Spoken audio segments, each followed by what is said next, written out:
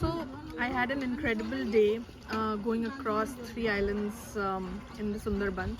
My first visit here, and just wanted to say that such key learnings just by observation. We met young women entrepreneurs. We met some older women entrepreneurs. What I found was that resilience is so inherent in people of these regions that they have learned to adapt to the changing nature of the climate.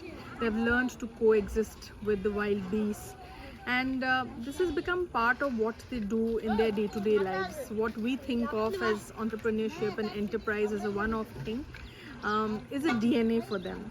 And incredible women who have built businesses around tailoring, who have built businesses around design, and have almost simulated a chain reaction where they've gotten a community force around them, where more young women come, learn, join them, set up their own businesses, and are slowly inching towards financial stability, financial sustainability, and independence.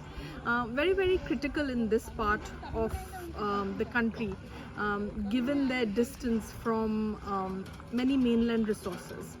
And as somebody who is discovering the impact space bit by bit every day, one of the key things I felt is that a lot of times when we look at programs in isolation, look at programs where they are being designed far away from the people who will engage with those programs, we may miss out on certain key learnings that are actually there at the place where people need these programs. So visits like these are very, very important.